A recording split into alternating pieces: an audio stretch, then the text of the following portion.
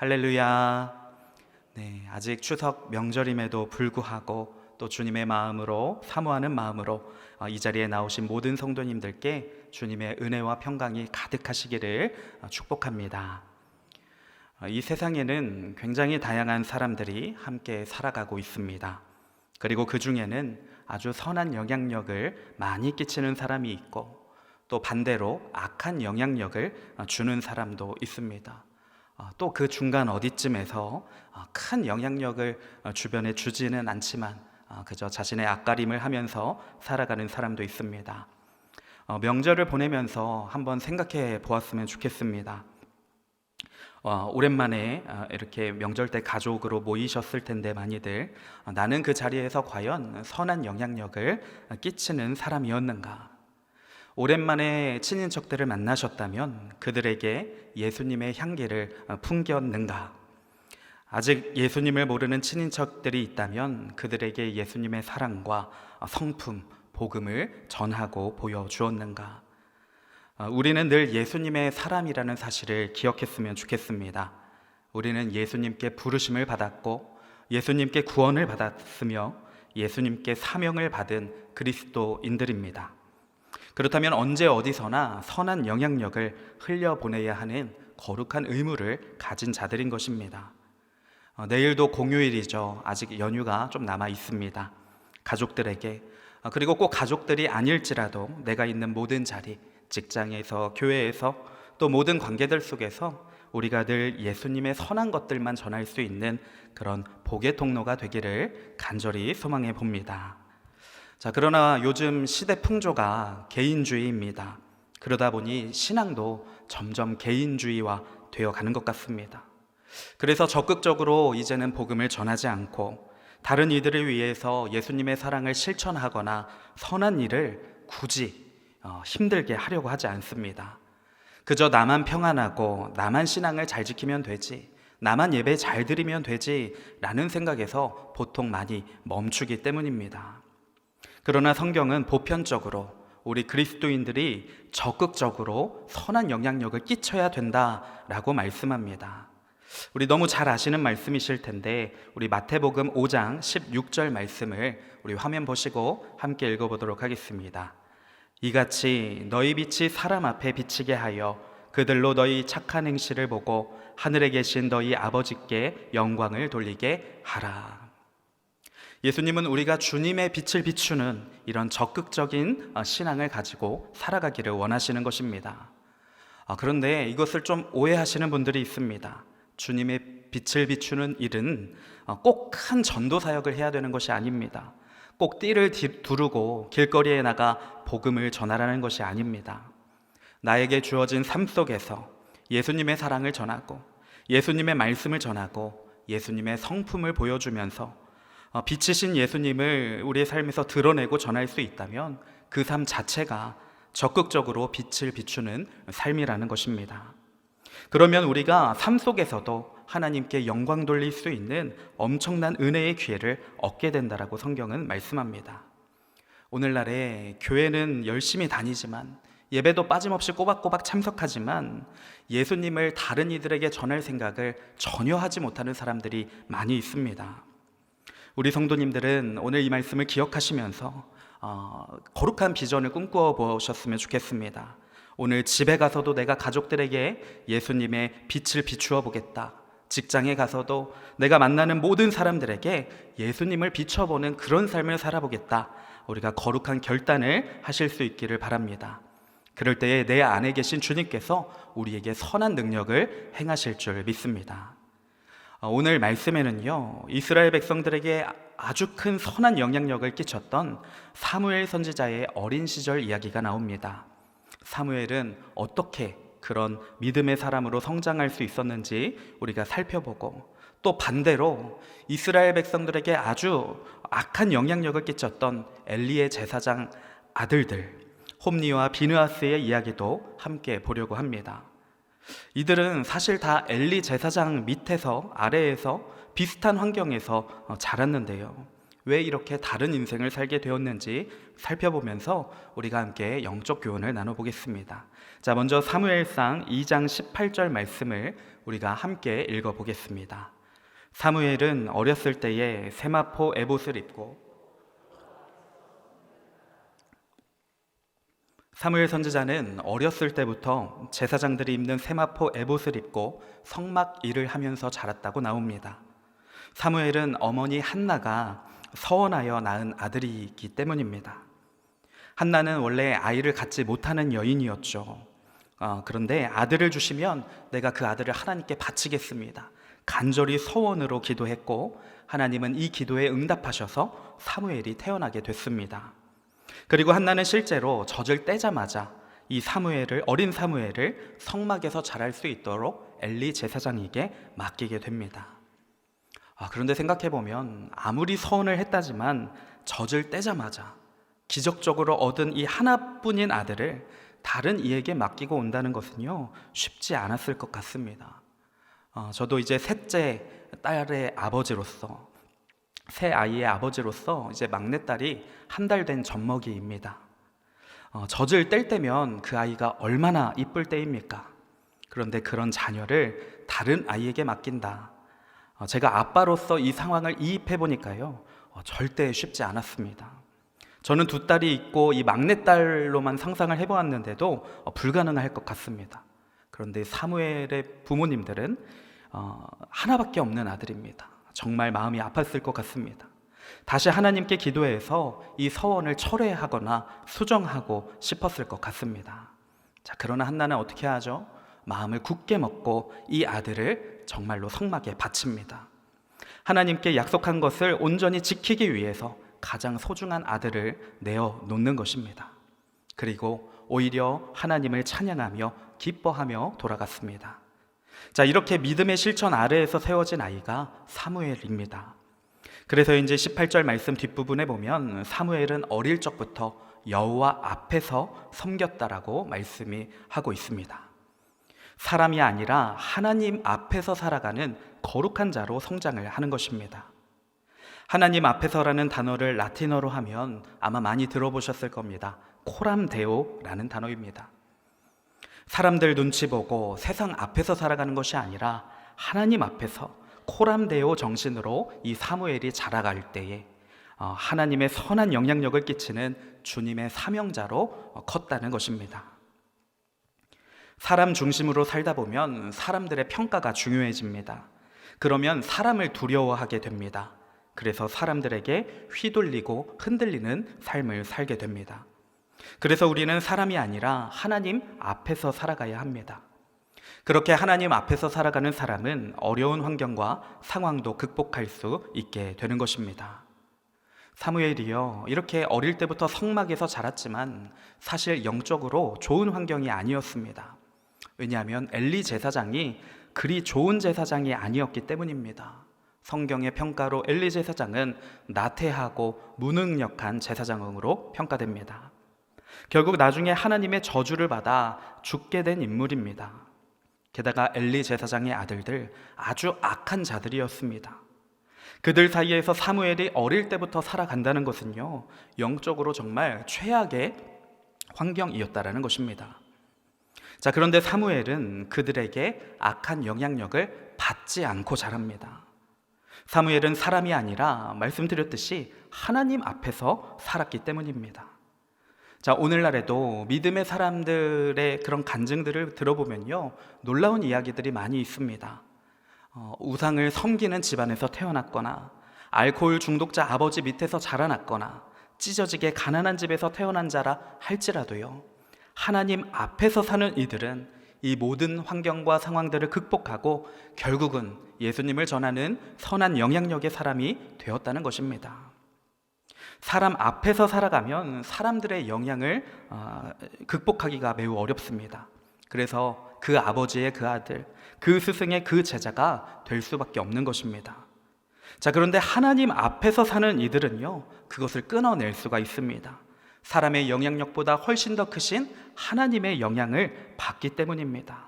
모든 것을 이기고 모든 것을 극복할 수 있는 능력이 생기는 것입니다.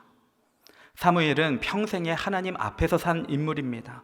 그렇기에 사람들에게 이리저리 흔들리지 않고 백성들에게 오직 주님의 뜻만을 늘 전하는 선한 영향력의 사람이 될 수 있었던 것입니다. 그래서 아주 큰 위기 가운데 이스라엘 민족 전체를 구해내기도 하고요, 이스라엘 민족이 올바른 길로 갈 수 있도록 늘 끊임없이 인도한 사람입니다. 또한 쉬지 않고 백성들을 위해 기도했던 사람으로서 사무엘 시대 때 이스라엘 땅에 하나님의 평화가 임했다라는 구절들도 있습니다. 여기에 나오신 모든 성도님들도 지금 이 시간 사람 앞에 나온 것이 아니라 하나님 앞에 나와 계신 줄 믿습니다. 그러니 이 시간을 통해서 하나님의 선한 능력이 우리를 채우고 또 우리를 통해 우리의 가족들에게, 교우들에게, 직장과 사업장과 모든 관계에 흘러가는 그런 복의 통로가 되시기를 간절히 축원드립니다. 자, 이제 반대의 인물들입니다. 엘리 제사장의 아들들인 홈니와 비느하스를 살펴보겠습니다. 우리 본문 22절 말씀 제가 읽어드립니다. 엘리가 매우 늙었더니 그의 아들들이 온 이스라엘에게 행한 모든 일과 회막문에서 수종드는 여인들과 동침하였음을 듣고, 엘리의 아들들은요, 이 회막 입구에서 수종드는 여인들을 범했습니다. 엘리의 뒤를 이은 제사장들이 하나님을 예배하는 곳에서 이런 큰 죄악을 저지른 것입니다. 자, 이것은요, 단순히 성범죄가 아닙니다. 당시 바알이나 아세라와 같은 우상들의 제사 의식에는 신전의 여자들과 관계를 맺는 일이 보편적이었다라고 합니다. 그렇게 육체적인 쾌락을 통해서 신들을 자극하고 또 복을 얻어내는 것이 당시의 우상을 섬기는 방식이었던 것입니다. 엘리의 아들들은요, 이것을 모방했을 확률이 높습니다. 이것은 단순히 육체적인 성범죄만이 아니라 하나님의 전에서, 하나님 앞에서 우상의 추악한 의식들을 따라하며 하나님을 자극하고자 했던 그런 마귀의 종노릇을 하는 아주 가증한 죄악을 이 아들들이 일으켰다는 것입니다.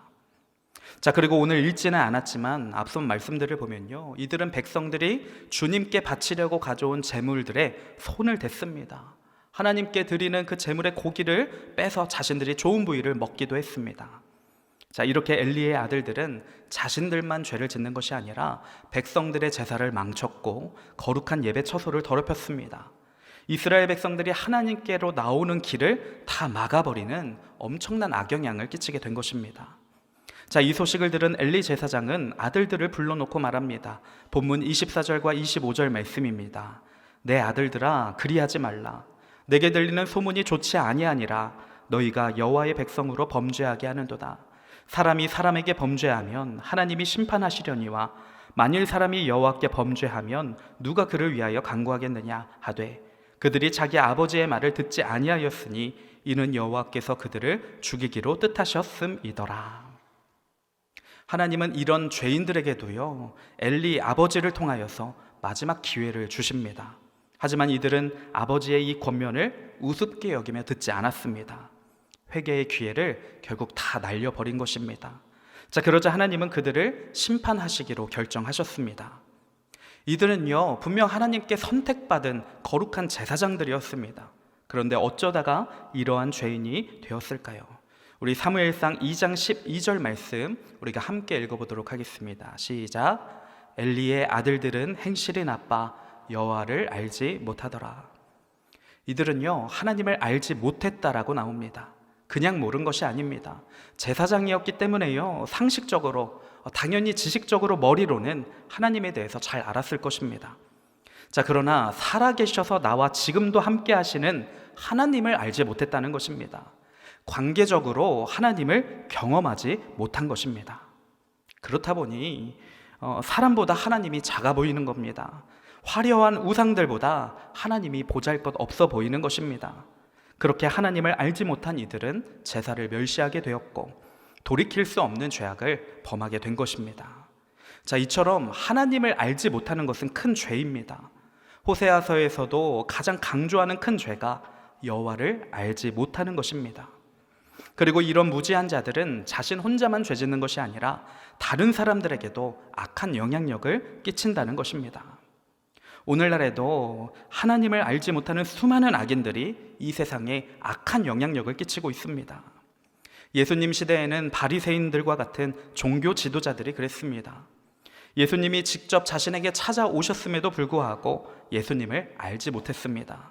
그리고 오히려 많은 사람들로 하여금 예수님을 대적하게 하고 십자가에 못 박게 만든 것입니다. 그래서 호세아서에서는 강력하게 말씀하죠. 우리가 여호와를 알자, 힘써 여호와를 알자라고 외치고 있는 것입니다. 그러니 교회의 신앙생활을 그저 오래 하는 것이 중요한 것이 아닙니다. 모태신앙, 직분자, 제사장이든 목회자든 예외는 없습니다. 하나님을 알지 못하면, 하나님과 인격적인 관계를 맺지 못하면 선한 영향력보다는 악한 영향을 끼치는 자가 될 수 있다는 것입니다. 그러니 우리 성도님들은 꼭 하나님을 지식적으로만이 아니라 관계적으로 아는 진짜 믿음의 사람이 되시기를 축복합니다. 그래서 예배 때마다 하나님의 임재하심을 경험하시고 말씀으로 주님의 음성을 들으시고 기도에 응답받고 감사와 찬양을 주님께 올려드리는 그런 주님과 친밀한 자가 되시기를 축원드립니다. 그렇게 주님과 가까운 관계일 때 우리는 자연스럽게 주님의 은혜와 복을 흘려보내는 자가 되는 것입니다. 자, 이렇게 사무엘과 엘리의 아들들이요, 전혀 다른 인생을 산 데에는 부모의 역할도 매우 중요했습니다. 19절 말씀입니다. 제가 읽겠습니다. 그의 어머니가 매년 드리는 제사를 드리러 그의 남편과 함께 올라갈 때마다 작은 겉옷을 지어다가 그에게 주었더니, 한나는 1년에 한 번 제사를 드리러 올라갈 때 성막에 맡겨진 아들을 보았습니다. 얼마나 집으로 데려가고 싶었을까요? 그러나 한나는 사사로운 마음으로 사무엘을 대하지 않았습니다. 한나는 1년에 한 번 사무엘의 겉옷을 지어 주었는데요, 이 겉옷은 단어를 원어로 보니까 성소에서 입는 옷, 성소에서 제사장들이나 레위인들이 입는 그런 특수한 옷을 가리키는 단어입니다. 한나는 사무엘을 사랑하는 아들로 여겼을 뿐만이 아니라 성소에서 일하는 하나님의 종으로서 여기고 섬겼던 것입니다. 하나님께서는 그런 한나의 모습을 기뻐하셨습니다. 20절에 보시면 엘리 제사장이 한나를 위해서 중보 기도를 하게 되고요, 그 기도가 바로 응답이 됩니다. 그리고 본문 21절 말씀 우리 함께 읽어보도록 하겠습니다. 여호와께서 한나를 돌보시사 그로 하여금 임신하여 세 아들과 두 딸을 낳게 하셨고 사무엘은 여호와 앞에서 자라니라. 아멘. 원래 아이를 갖지 못했던 한나가 세 아들과 두 딸을 더 얻게 되는 놀라운 축복을 받게 된 것입니다. 자, 그리고 사무엘은 늘 하나님 앞에서 하나님께서 직접 책임지시고 기르시는 삶을 살게 되었습니다.